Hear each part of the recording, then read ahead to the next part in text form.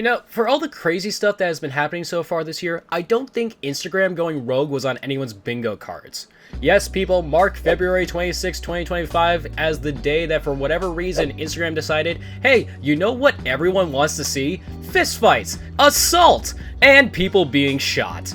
It actually started out small for me. That morning when I was just like sitting in my bed after I woke up, I was just like mindlessly scrolling through my feed, literally contributing nothing to myself or anybody else. But I noticed I was getting like more reels in my feed of like body cam footage or people just being crazy in public, but that didn't stand out too much to me at the time. In general, watching body cam footage or just footage of people going crazy in public is one of my go-tos for junk food content. Hey! This is your life!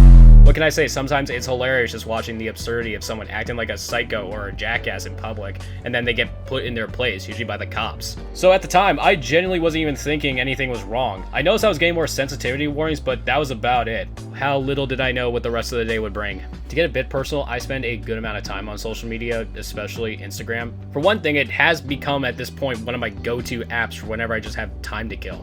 Like when I'm sitting in my car or at my desk because I got to work earlier, when I'm resting between sets at the gym. Or even when I'm working, if I'm waiting on a file to download or a video to render. Just any time when I am waiting for something else to be done so I can continue on with my day, there is an 80% chance I am scrolling through Instagram. And to be even more personal, social media plays a big part of my real life work. Outside of this channel, I work in the media industry, and much of my past experience has revolved around producing promotional material for brands and clients, specifically for social media. And because I'm producing the content, I'm also usually one of the people managing the account, so I gotta be on the app to check analytics, or check engagement, or maybe just find something that's trending that I could use. That kind of thing. On top of that, I also got the brands I'm personally involved with. Besides the new channel here, I also co-host a weekly podcast, the Podcast That Rock, where we talk about trending stories in the rock music space. We go live every Tuesday at 8 p.m. Eastern Standard Time, and because of that, I gotta be checking for stuff like band announcements and news stories, or upcoming shows and albums. Gotta stay up to date for you all. I took the time to mention all this just so you can imagine my surprise that 40 minutes later when I'm scrolling through my feed,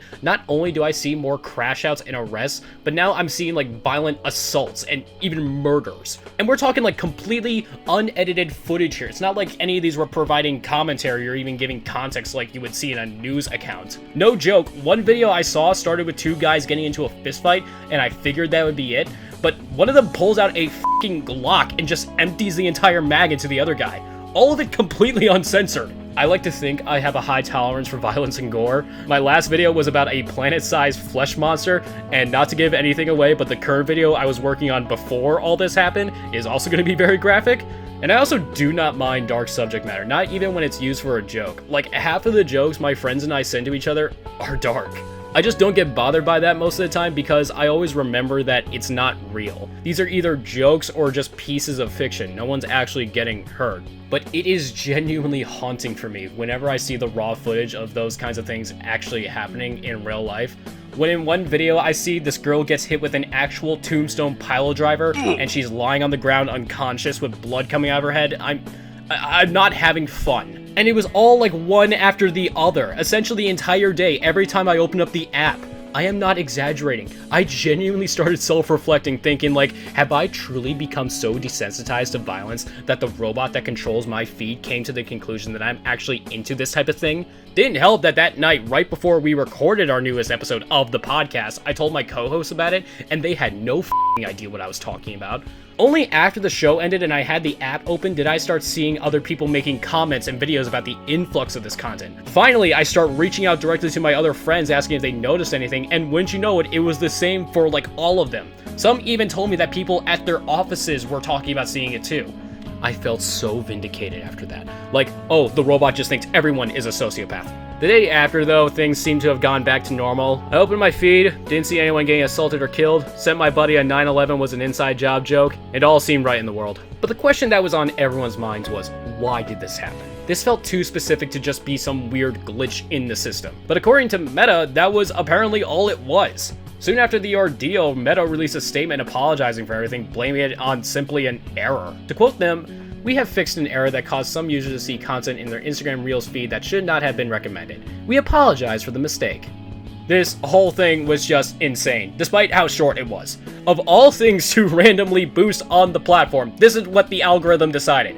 Not to sound like a prude here, but I'm genuinely surprised that this kind of content was allowed in the first place. Instagram made a public statement this January about updating their quality control system. Yeah, they did this to curb mistakes in their violation scan so people who weren't actually violating anything could still get their content out there without being censored. But the system was still programmed to flag content that was just unapologetically showing crimes being committed like drugs or terrorism. I don't know how violent assaults and murders don't fit those same parameters. If there was just at least some added element, like someone giving details or commentary, I can understand that, but that was not what was being sent out. For one day, the algorithm truly had gained sentience and decided to force humanity to confront the darker side of its existence. Like some Black Mirror shit. It's over now though. I'm already seeing people on Instagram making fun of it through edits, and my friends and I are already making our own jokes about it too. And while we can joke about it now, it's just some weird moment in time, part of me does hope that this situation maybe helps Instagram figure out some of the kinks with their moderation system. Pretty much everyone I talked to and seen online was uncomfortable with this, so, you know,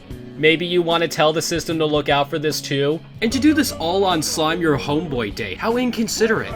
This was not meant to be the next video, this is a rush job right here. Again, as I said earlier, I got something bigger in the works, but this was just so bizarre that I just wanted to talk about it. My next actual video should come out soon, so if you enjoyed this at least, subscribe to the channel to see what else I got next, and maybe while you wait, check out some of my previous stuff. Get a feel for the channel and all that. That's gonna be it until next time, I'm out.